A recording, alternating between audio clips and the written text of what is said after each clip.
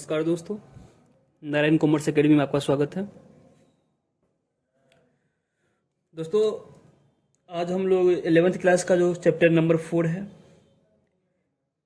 Basis of accounting, उसको detail में cover करेंगे। बहुत ही छोटा सा चैप्टर है, इसीलिए लेक्चर भी ये छोटा सा रहेगा। उम्मीद है कि जो पिछला जो चैप्टर है, चैप्टर नंबर 1, 2, 3 आप लोगों ने देख लिया होगा और समझ में भी आया होगा। हम लोग आराम आराम से चल रहे हैं, कोई जल्दबाजी वाली बात नहीं है। तो चलिए शुरू करते हैं।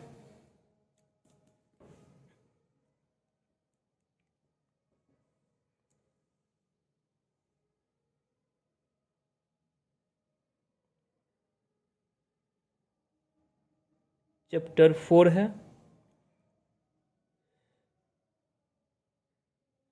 बेसिस ऑफ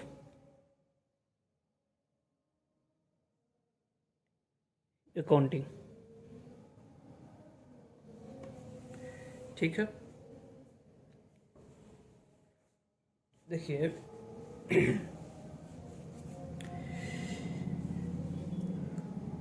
अकाउंटिंग का जो मेन मोटिव ये रहता है, मेन मोटिव कि कोई भी जो बिजनेस है, बिजनेस जो है वो बिजनेस चल रहा है, लेकिन उस बिजनेस से प्रॉफिट हो रहा है कि लॉस हो रहा है किसी पार्टिकुलर पीरियड में। तो पार्टिकुलर अकाउंटिंग पीरियड में उस बिजनेस में प्रॉफिट हुआ है कि लॉस हुआ है, उसको पता करना बेहद ही जरूरी होता है। तो अकाउंटिंग जो किया जाता है उसके पीछे एक मेन रीजन ये भी है। ठीक है, तो देखिए, प्रॉफिट हो या लॉस हो, प्रॉफिट अर्न होता है, लॉस इनकर्ड होता है बिजनेस के द्वारा। बिजनेस को प्रॉफिट होगा या लॉस होगा, लेकिन ये जो दोनों चीज हैं उसको डिटरमाइन जो किया जाएगा, उसका कैलकुलेशन जो किया जाएगा, उसके दो तरीके हैं। ठीक है, इसके दो तरीके हैं। पहला तरीका है कैश बेसिस ऑफ अकाउंटिंग और दूसरा है एक्रूअल और मर्केंटाइल बेसिस ऑफ अकाउंटिंग।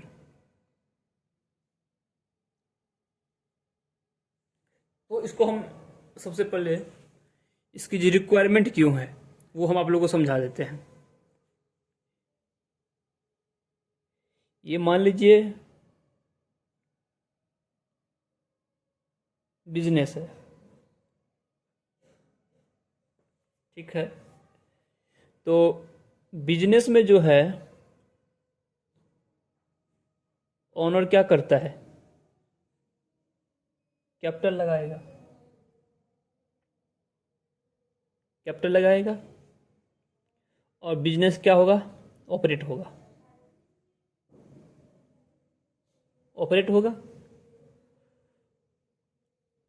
और ऑपरेट होने के बाद क्या होगा, प्रॉफिट होगा या लॉस होगा।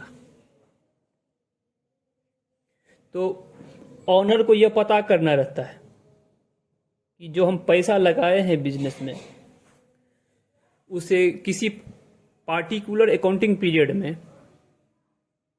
हमें प्रॉफिट हो रहा है कि लॉस हो रहा है।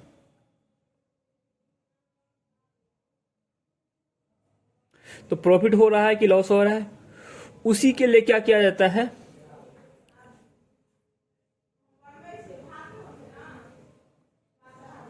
अकाउंटिंग।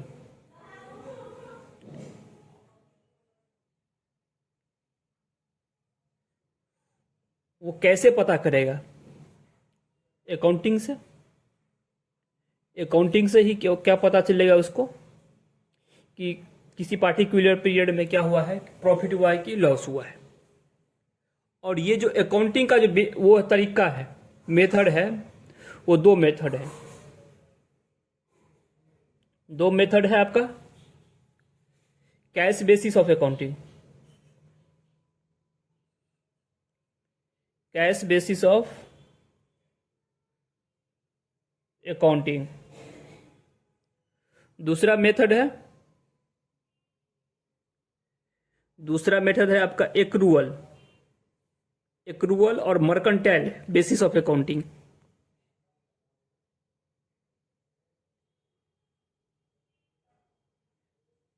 एक्रूअल और मर्केंटाइल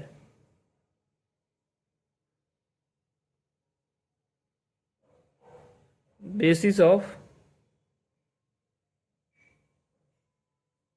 अकाउंटिंग। ठीक है, इसी दोनों टॉपिक को हमें क्या करना है, डिस्कस करना है। इसमें क्या होता है और इसमें क्या होता है।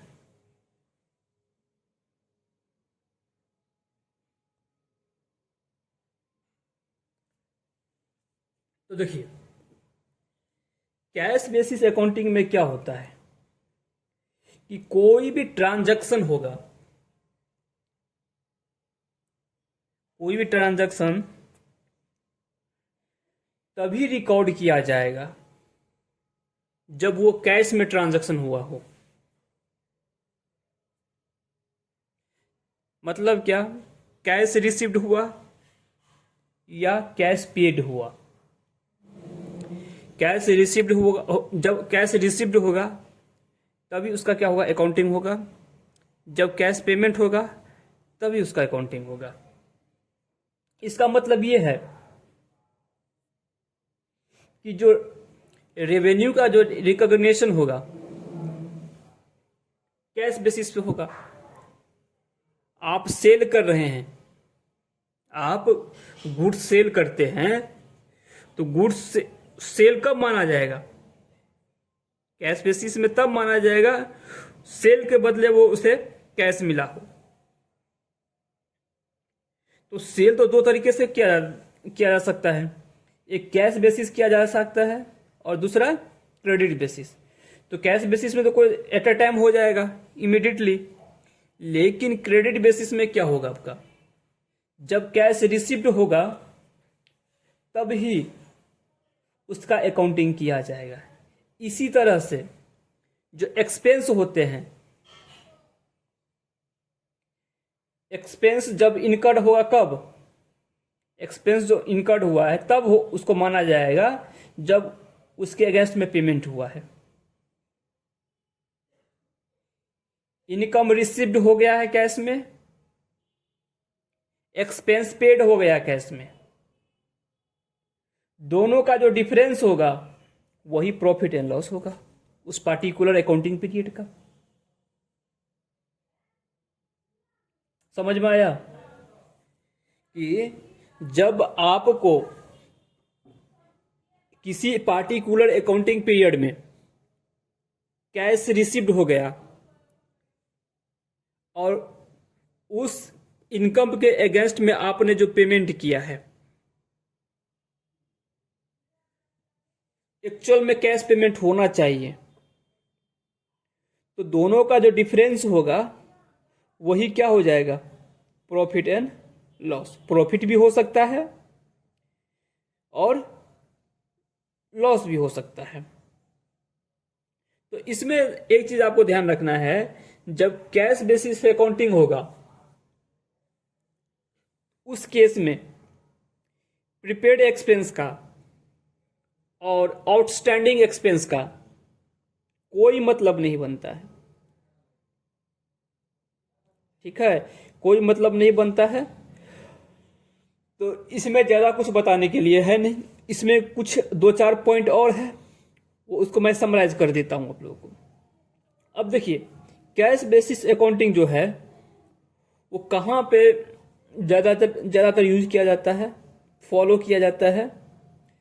जैसे आपका कोई संस्था है, ऑर्गेनाइजेशन है, जैसे चैरिटेबल इंस्टीट्यूशन होता है, क्लब होता है, स्कूल्स होता है, जिनका मोटो जो है प्रॉफिट कमाना नहीं होता है,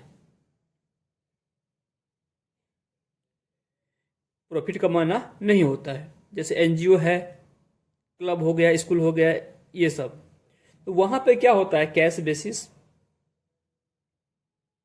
अकाउंटिंग को फॉलो किया जाता है। अब इसमें कुछ और पॉइंट दिया गया है कि आउटस्टैंडिंग एक्सपेंस क्या होता है, प्रीपेड एक्सपेंस क्या होता है, एक्रूड इनकम क्या होता है, इनकम रिसीव्ड इन एडवांस क्या होता है।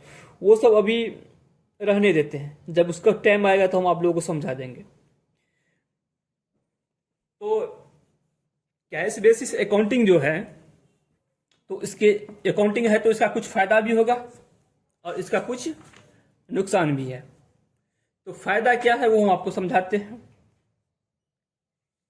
इसमें फायदा ये है कि बहुत ही सिंपल मेथड है, इसको ये आप किसी को भी समझा सकते हैं। बहुत इजी तरीका है कि जैसे एक दूसरा मेथड जो है, जैसे अभी हम बता रहे थे आप लोगों को, आउटस्टैंडिंग एक्सपेंस है, प्रीपेड एक्सपेंस है, एक्रूड इनकम है, इनकम रिसीव्ड इन एडवांस है। इस सब का जो कोई भी एडजस्टमेंट नहीं करना रहता है, ठीक है। तो उसको ऑपरेट करना क्या है, इजी है।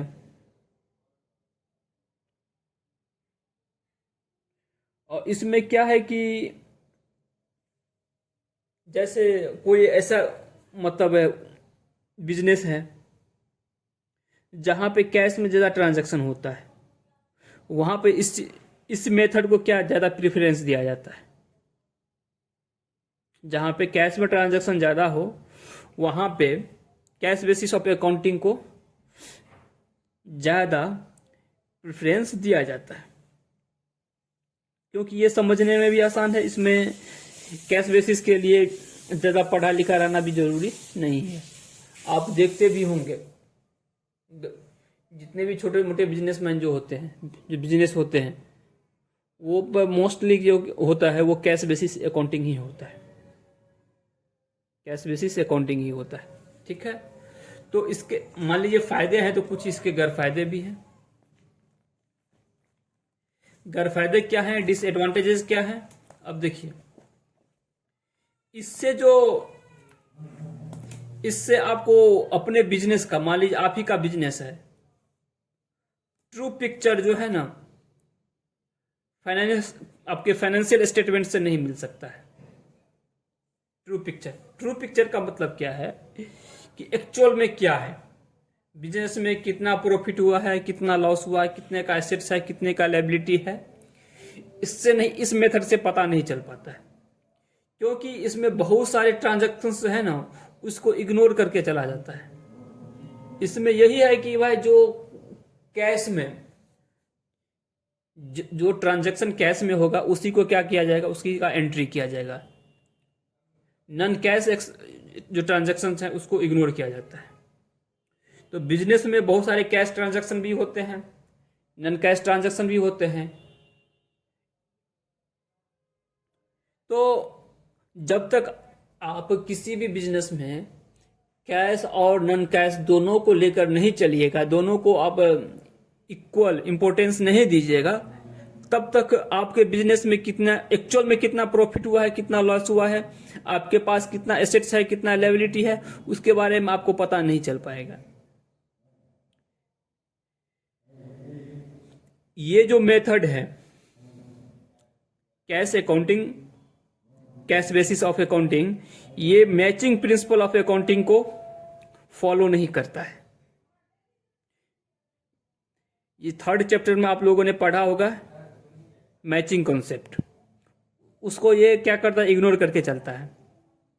अब इसमें क्या होता है कि जो कुछ एक्सपेंस होते हैं, 2nd चैप्टर में मैंने बताया था आप लोगों को कैपिटल एक्सपेंडिचर, रेवेन्यू एक्सपेंडिचर। तो इसमें कैपिटल एक्सपेंडिचर और रेवेन्यू एक्सपेंडिचर में कोई भी डिफरेंस नहीं रखा जाता है, दोनों को एक ही तरह से ट्रीट किया जाता है। तो ये सब क्या है, इसके डिसएडवांटेजेस हैं। तो ये होता क्या है, इसके फायदे क्या हैं और इसके गैर फायदे क्या हैं, वो मैंने आप लोगों को अभी बता दिया। और यहाँ पे एक इलिस्ट्रेशन दिया हुआ है। इलिस्ट्रेशन ये है कि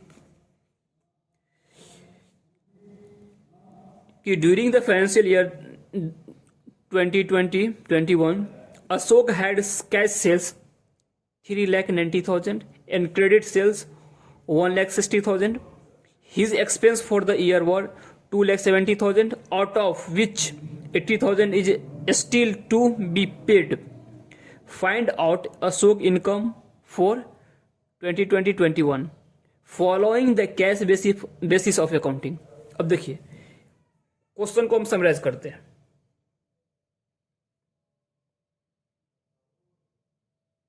कैश सेल्स है आपका 3,90,000, क्रेडिट सेल्स है, उधार में बिका है 1,60,000 रुपये। टोटल एक्सपेंस जो है 2,70,000 रुपये। फोर्थ में दिया है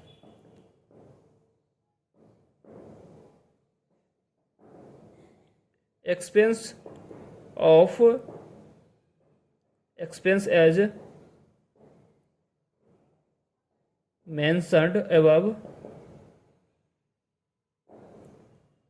out of which 80,000 to be paid.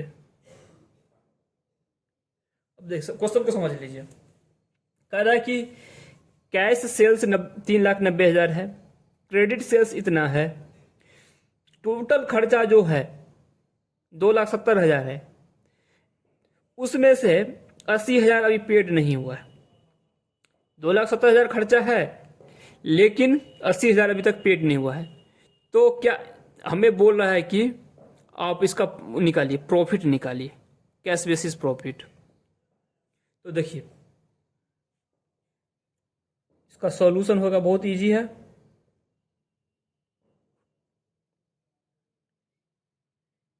Cash sales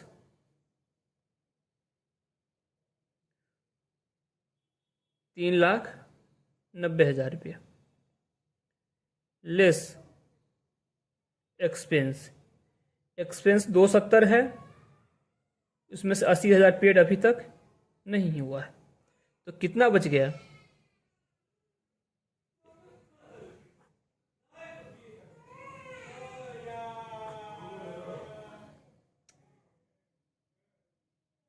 net income 2 lakh रुपए।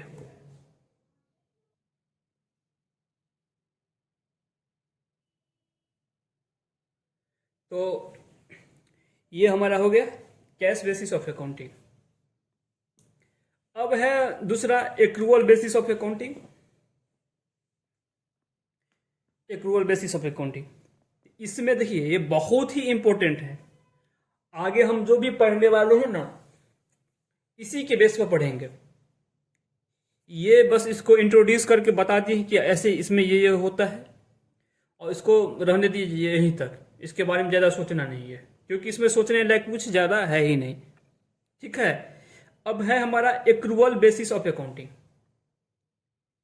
इसी को हम लोग जब तक कॉमर्स पढ़ेंगे, अकाउंट्स पढ़ेंगे, एक्रूअल बेसिस ऑफ अकाउंटिंग को ही फॉलो करना है। इसी को बेस, यही बेस है अकाउंटिंग का, जो हम लोग आगे पढ़ने वाले हैं इन भविष्य में, हम जो भी पढ़ेंगे अकाउंट्स में। तो चलिए इसको समझते हैं कि होता क्या है।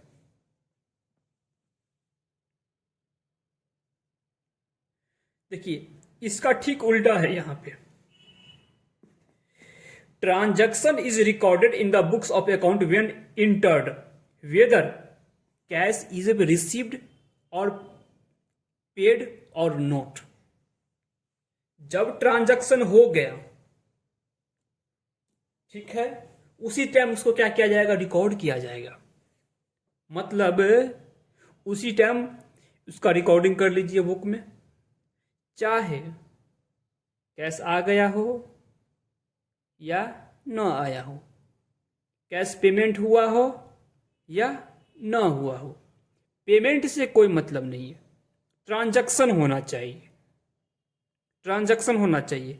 रिसिप्ट से कोई मतलब नहीं है, कैश रिसीव्ड हुआ है कि नहीं हुआ है। क्या किससे मतलब है हमें? ट्रांजैक्शन, फाइनेंशियल ट्रांजैक्शन होना चाहिए। फाइनेंशियल ट्रांजैक्शन हो गया, बुक्स में उसका इसका रिकॉर्डिंग हो जाएगा।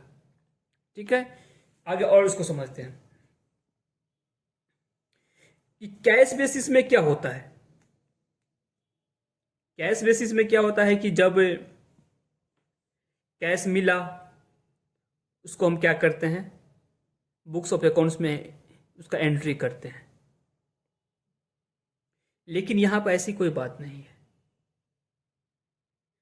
चाहे मान लीजिए आपका सेल्स, कोई सेल है, कोई कुछ आप बेचे हैं, तो चाहे आप उसको नगद में बेचे हो चाहे उधार में बेचे हो, बेचे तो हैं, हाँ बिक गया है, हाँ बिक गया है, उसका एंट्री कर दीजिए।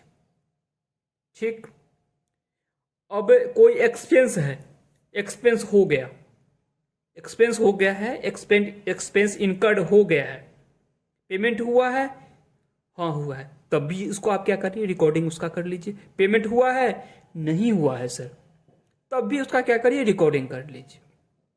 जैसे मान लीजिए कि साल, अकाउंटिंग ईयर जो है मार्च में खत्म हुआ, अकाउंटिंग ईयर मार्च में खत्म हुआ, तो मार्च मंथ का जो सैलरी है आप अप्रैल में दीजिएगा। ठीक है, मार्च मंथ का जो सैलरी है आप कब दीजिएगा, अप्रैल में। लेकिन एक्चुअल में कैश का जो आउटफ्लो कब होगा, अप्रैल में होगा। लेकिन ये एक्सपेंस किस मंथ का है, किस मंथ का है, मार्च का है, तो उसको मार्च में दिखाइए। कैश आउटफ्लो जब होगा तब होगा, कैश आउटफ्लो अप्रैल में होगा, हाँ, तो उसको अप्रैल, कैश आउटफ्लो को अप्रैल में दिखाएंगे। लेकिन खर्चा जो है, मार्च का खर्चा मार्च में दिखाएंगे, मार्च का खर्चा मार्च में दिखाएंगे। मान लीजिए कि कोई हम सेल्स किए हैं 31 मार्च को, 31 मार्च को सेल्स किए हैं, वो बोला कि हम आपको एक सप्ताह के बाद पैसा देंगे, तो वो हमें पैसा कब देगा, अप्रैल में देगा। लेकिन हम सेल किए कब हैं, मार्च में किए हैं, तो उस सेल्स को आप क्या करिए, मार्च के अकाउंट्स में दिखाइए, मार्च में दिखाइए। जब कैश का इनफ्लो होगा, जब वो हमें पैसा पेमेंट करेगा, तब उसका अकाउंटिंग अलग से किया जाएगा अप्रैल में, जब होगा तब। लेकिन अभी हुआ क्या है, उधार हम बेचे हैं, उधार हम बेचे हैं, तो उधार जो बेचे हैं उसको क्या करेंगे, रिकॉर्ड करेंगे। जब वो हमें पेमेंट करेगा, कैश पेमेंट हमें करेगा, जब हम कैश रिसिप्ट करेंगे, तो उसका अकाउंटिंग, उसका रिकॉर्डिंग सेपरेट होगा, उसका अकाउंटिंग, उसका रिकॉर्डिंग सेपरेट होगा।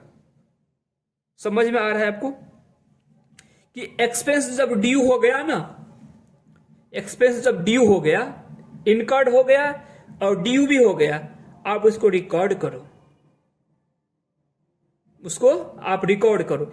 इनकर्ड का मतलब क्या हुआ, इनकर्ड का मतलब वो खर्चा जो है हो गया है, खर्चा हो गया है, मतलब उस खर्चे के अगेंस्ट में हमें जो बेनिफिट मिलना था हम ले लिए हैं। तो खर्चे के अगेंस्ट में जो बेनिफिट ले लिए हैं, तो एक लायबिलिटी भी तो बन जाएगा ना कि भाई इसको पेमेंट करना है। तो यही क्या हुआ, खर्चा ड्यू हो गया, तो ड्यू हुआ तो उसका पेमेंट कब होगा, पेमेंट होगा आपका नेक्स्ट अकाउंटिंग पीरियड में। तो जब पेमेंट होगा तब पेमेंट का एंट्री करेंगे। अभी खर्चा बुक हमें करना है, तो मार्च का खर्चा है तो मार्च में हम उसको बुक करेंगे।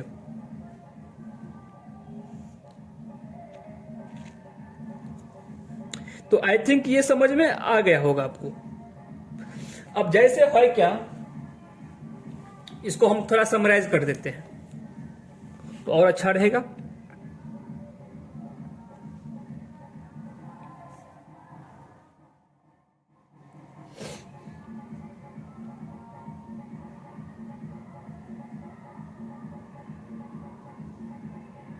इनकम है,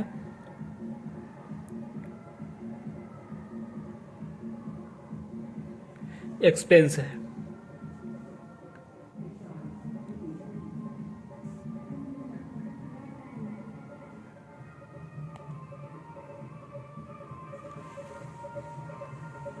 इनकम है, एक्सपेंस है।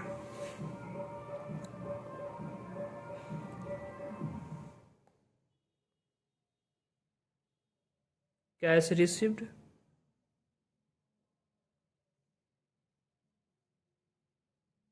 Cash not received. ठीक है, एक्सपेंस है,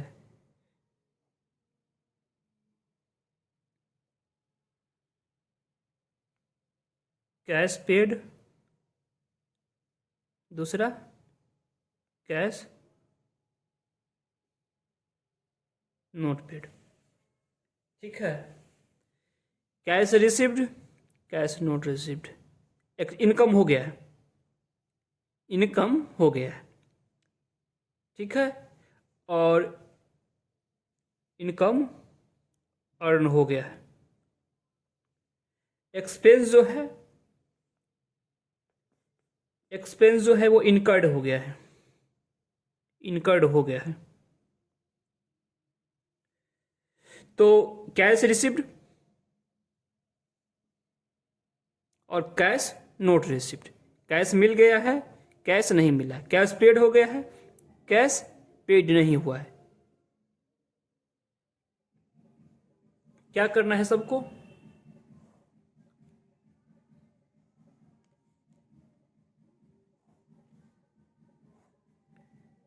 रिकॉर्ड करिए इसको सबको। यस, सबको, कैश ट्रांजैक्शन हो चाहे नॉन कैश ट्रांजैक्शन हो, सबको रिकॉर्ड करना है।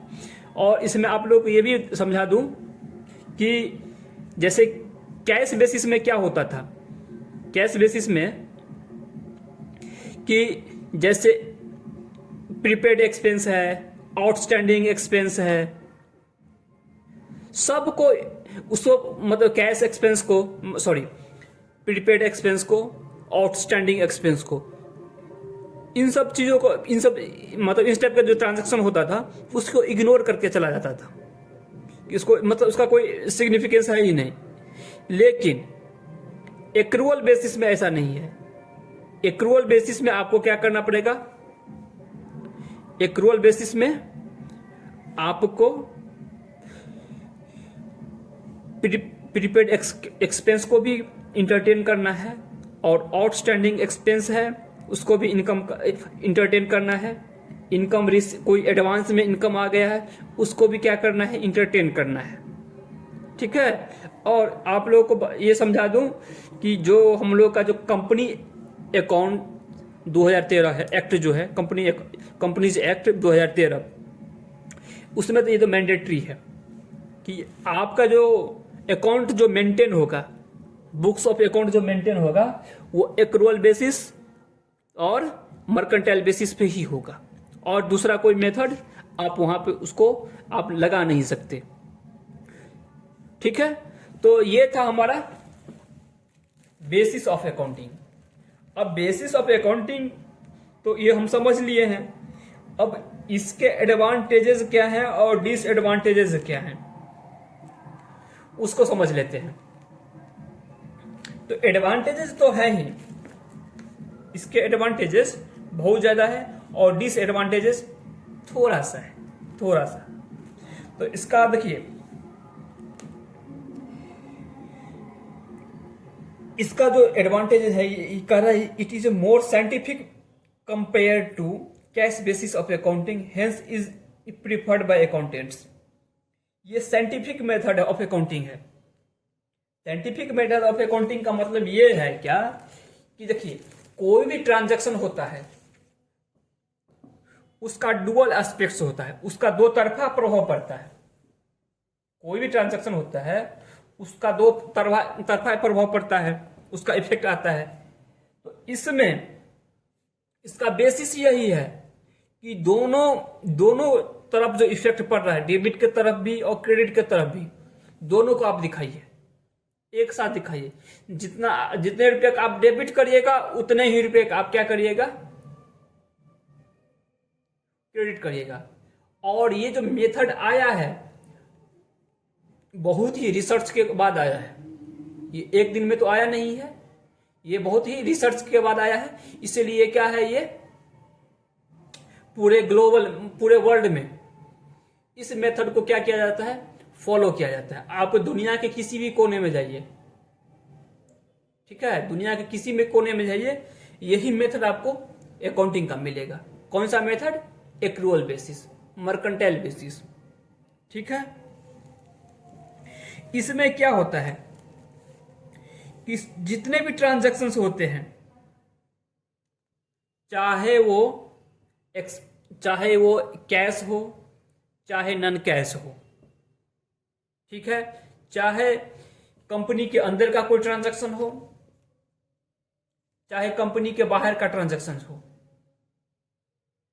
ठीक है, आउटसाइडर के साथ और कंपनी का अपना कोई इंटरनल ट्रांजैक्शन हो, सबको इक्वल इंपॉर्टेंस दिया जाता है।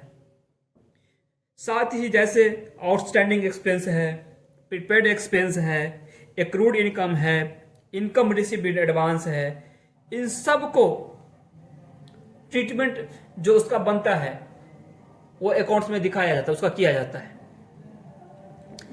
और इससे होता क्या है कि जो कंपनी का जो प्रॉफिट एंड लॉस है किसी पार्टिकुलर पीरियड का, वो एक्चुअल में जो प्रॉफिट और लॉस हुआ है वो दिखाया जाता है। उसका जो फाइनेंशियल पोजीशन है उस पार्टिकुलर डेट का, मतलब बैलेंस शीट, वो भी जो सही रहता है वही दिखाया जाता है। एक्चुअल में कितना प्रॉफिट हम कमाए हैं या लॉस कमाए हैं ड्यूरिंग दैट पार्टिकुलर पीरियड, वो दिखाया जाता है। फाइनेंशियल पोजीशंस, उस बिजनेस का किसी पार्टिकुलर डेट, जैसे साल खत्म हुआ 31 मार्च, तो 31 मार्च को उसका बैलेंस शीट में जो भी आइटम दिखाया जाएगा वो उस कंपनी का एक्चुअल पिक्चर दिखाएगा, ठीक है। और चलिए आगे समझते हैं इसको।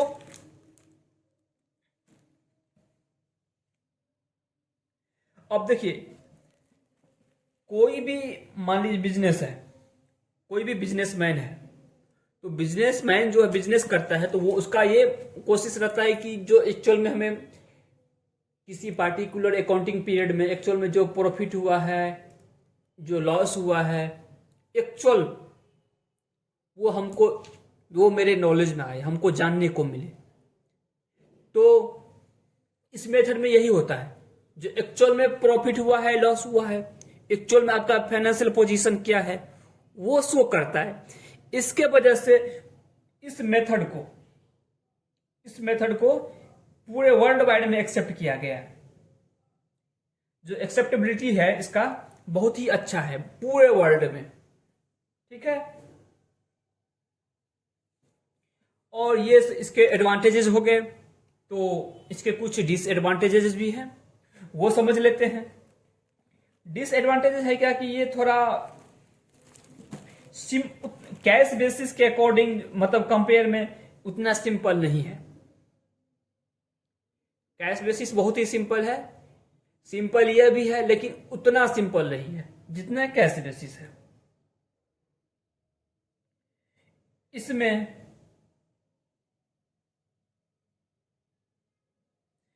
आप जो चाहिएगा कि फटाफट हमें सारा का सारा इंफॉर्मेशन मिल जाए, जब तक आप हर एक ट्रांजैक्शन को रिकॉर्ड नहीं करेंगे तब तक आपको ट्रू एंड फेयर पिक्चर आपको दिखने को नहीं मिलेगा, ठीक है। और इसमें ये थोड़ा इसका जो प्रोसेस है थोड़ा लेंदी भी रहता है। इसका जो प्रोसेस है थोड़ा लेंदी भी रहता है। तो ये सब इसके डिसएडवांटेजेस हैं। तो उसी में है, जैसे इसका एक एग्जांपल करते हैं। जैसे ये क्वेश्चन है, क्वेश्चन ये वाला है, उसी को हम लोग यहाँ पर शो करते, मतलब सॉल्यूशन उसका निकालते हैं। किस बेसिस पे?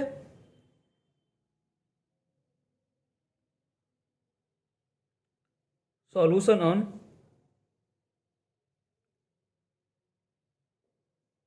Accrual basis, solution on accrual basis. अब देखिए सेल्स,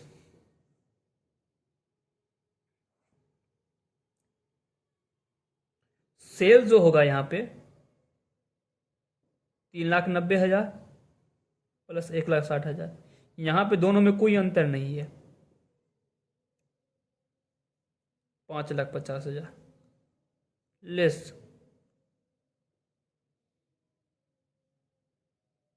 एक्सपेंस 2,70,000। कितना का प्रॉफिट हो गया? 2,80,000। देखिए यहाँ पे ना कैश, ये कैश सेल्स है और ये क्रेडिट सेल्स है, दोनों को अकाउंट्स में लिया गया है। एक्सपेंस में 2,70,000 एक्सपेंस है, जिसमें 80,000 पेड अभी तक नहीं हुआ है, लेकिन मर्केंटाइल बेसिस है तो चाहे कैश पेमेंट हुआ हो ना हुआ हो, कैश रिसीव्ड हुआ हो ना हुआ, डजेंट मैटर, इससे कोई फर्क नहीं पड़ता है। आपको मतलब सेल तो हो गया है ना, हाँ हो गया, उसका ट्रांजैक्शन करिए, ट्रांजैक्शन कर लिए। खर्चा तो हो गया है ना, पेड नहीं हुआ, पेमेंट उसका नहीं हुआ, खर्चा तो हो गया है, इसका बेनिफिट आप ले लिए, हाँ ले लिए हैं, तो दिखाइए ना क्या दिक्कत है। यही है कैश बेसिस, यही हम